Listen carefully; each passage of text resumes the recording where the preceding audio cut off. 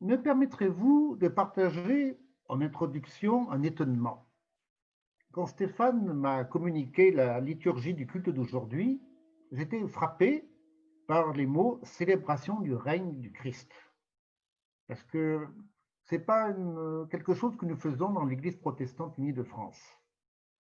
Et surtout, ces mots étaient accompagnés d'une photo, la photo de la statue géante du Christ roi qui existe à Lisbonne, au Portugal, et qui domine la ville. C'est comme une statue jumelle de la fameuse statue brésilienne du Corcovado qui domine la baie de Rio de Janeiro.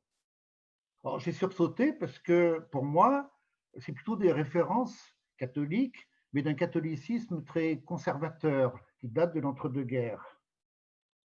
Euh, et j'ai d'autant plus sursauté que Christ roi, pour moi, ça renvoie à quelque chose de tout à fait difficile. En Belgique, le fascisme belge dans l'entre-deux-guerres s'appelait rexisme, l'abréviation du Christus Rex. Et en Espagne, les groupes se sont appelés Christ roi et c'était des terroristes d'extrême droite. Et oui, lorsqu'on est un Européen, on est souvent assailli de références, et en plus, qu'on est prof d'histoire, on est en première ligne. Et donc, j'étais assez troublé, et je me suis dit, tiens, mais il est bon de franchir l'Atlantique et de se faire un peu brasser dans ses habitudes intellectuelles et liturgiques, et de se dire que bon, bah, il y a une Église unie du Canada qui m'accueille et qui n'a pas peur de rester proche d'un calendrier liturgique catholique. Après tout, bon, c'est dans un pays qui a une reine, la reine du Canada, même si je sais qu'au Québec, on est assez républicain sur ce côté-là.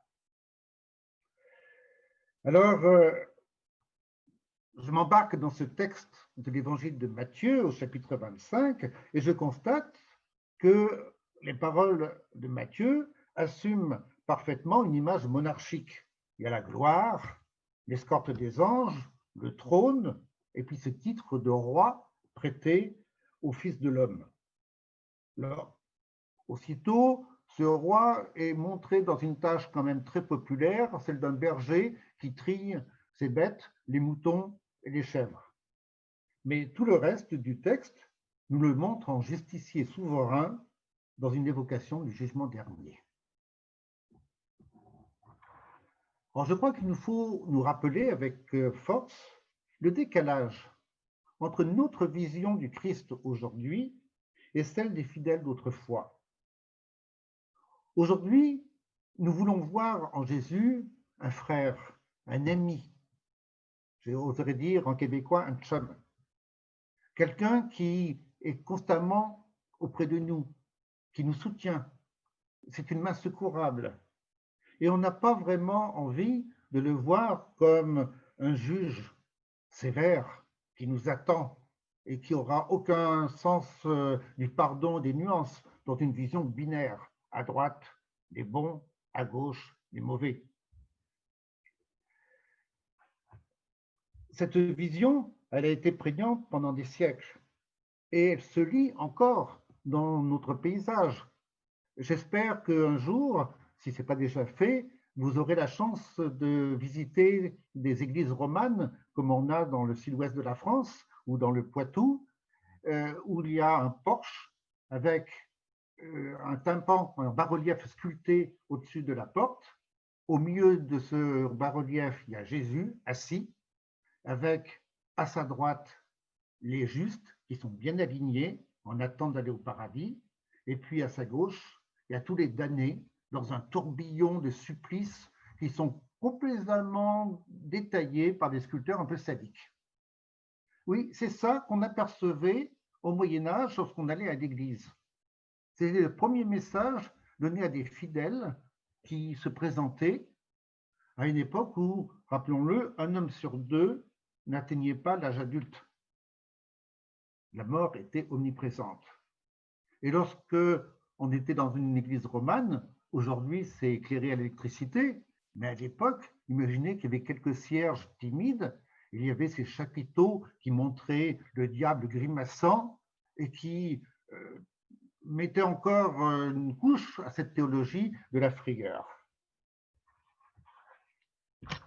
Alors, la tentation est grande de passer sur cette imagerie d'un Seigneur souverain et juge impitoyable et tout de suite d'aller à un aspect plus souriant du texte, c'est-à-dire l'évocation des multiples gestes de solidarité qui sont deux fois mentionnés dans une parfaite symétrie.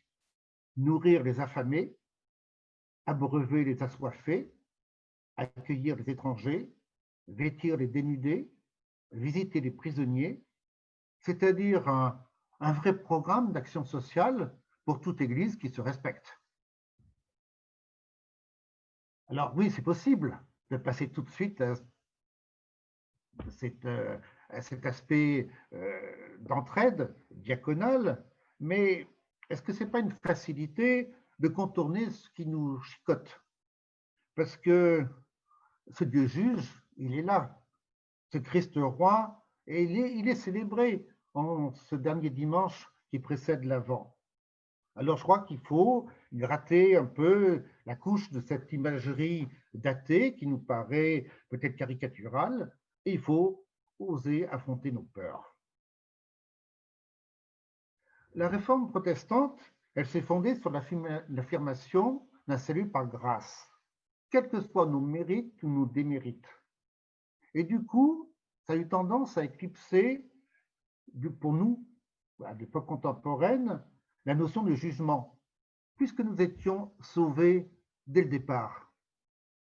Plus question d'appréhender notre passage à l'au-delà comme une pesée minutieuse de nos bonnes et mauvaises actions, déterminant un bonheur ou un châtiment éternel. Je ne sais pas si c'est le cas au Québec, mais on a toujours enseigné en France la religion des Égyptiens à l'époque des pharaons, avec la pesée devant Osiris de l'âme du défunt, une plume d'un côté, et puis la vie de l'autre. Et si la balance penchait du mauvais côté, c'était un monstre qui attendait le défunt. Comme quoi, cette histoire du jugement dernier, elle est aussi ancienne que l'humanité. Mais revenons à nos bases protestantes. Calvin, notre réformateur, pressentant le risque de la croyance en un salut automatique, donc un risque, une grâce finalement qui ne valait pas grand-chose puisqu'elle était assurée à tout le monde quoi qu'il arrive, avait insisté dans sa fameuse prédestination sur la toute-puissance maintenue de Dieu, maître initial et constant de nos destinées, pour le salut comme pour la damnation.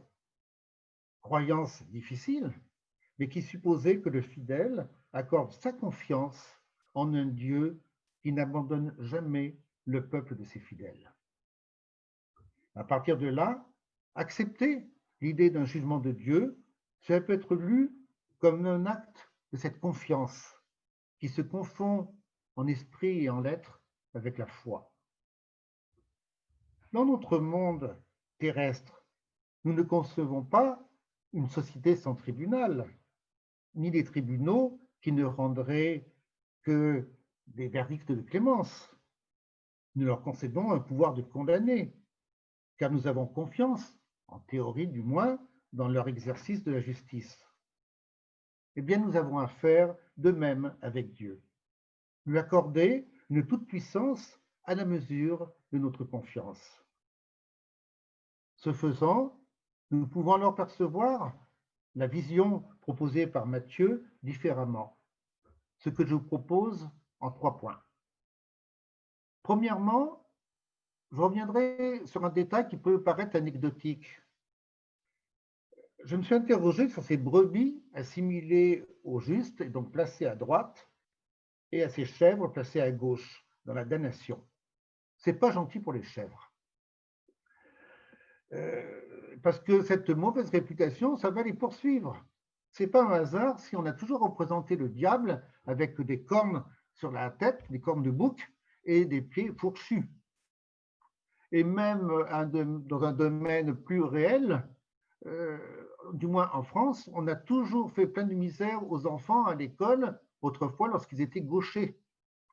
c'était la mauvaise main. Il fallait écrire de la main droite, qui en faire des dyslexiques, des dyspraxiques à jamais. Bon. Alors,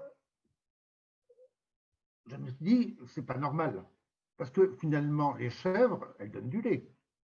Les chèvres, elles donnent d'excellents fromages. C'est un Français qui parle. La peau de chèvre, ça sert à faire des bonnes outres qui sont mentionnées dans les évangiles. Alors pourquoi ce discrédit sur les chèvres? Elles ont leur place dans l'élevage en Palestine comme dans n'importe quel pays méditerranéen. Alors je me dis, et si c'était peut-être une façon de nous dire subtilement que nous, les humains, nous sommes à la fois chèvres et à la fois brebis.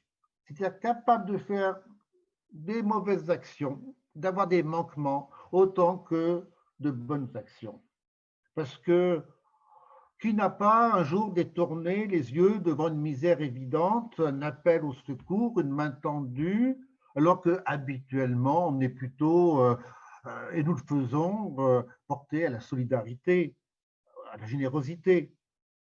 Nous ne sommes pas parfaits, nous le faisons imparfaitement, oui, et Dieu d'ailleurs entend chaque dimanche au culte la confession de nos cœurs.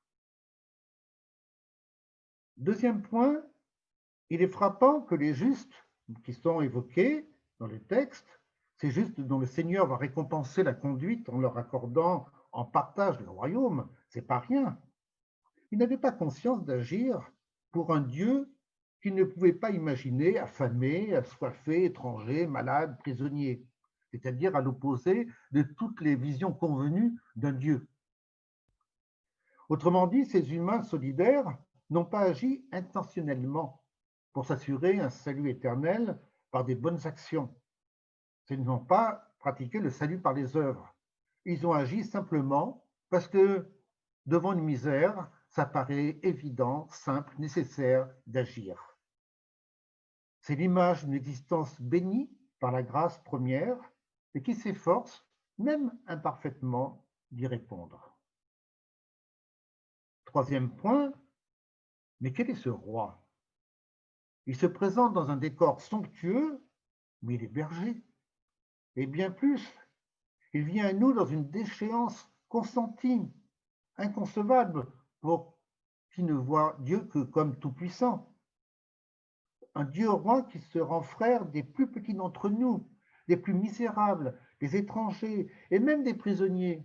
Les prisonniers, s'ils sont en prison, on peut penser a priori qu'ils ont fait quelque chose de mal. Eh bien, Dieu est parmi eux. Et c'est en allant auprès de ces réprouvés que nous pouvons rencontrer Dieu. Le texte est au chapitre 25 de l'évangile de Matthieu. C'était donc vers la fin. En effet, après viendra le complot ourdi par les prêtres du temple de Jérusalem contre Jésus, le dernier repas avec les disciples, son arrestation, le procès, la mise à mort sur la croix. Donc, ce que nous venons de lire et de méditer, c'est un des derniers enseignements délivrés par Jésus. Et je me risquer à résumer ce message final ainsi: qui que nous soyons, quelle que soit notre foi, c'est en secourant les plus petits d'entre nous que nous nous approchons de Dieu, et c'est en ne le faisant pas que nous nous éloignons de lui. Et ce roi divin, qui s'est voulu être un roi de faiblesse aux côtés de ses petits, de ses victimes, dans un monde où nous, humains, façonnons avec ces violences, ces injustices et ces inégalités, alors oui, dans ces conditions, je veux bien d'un tel Christ roi. Amen.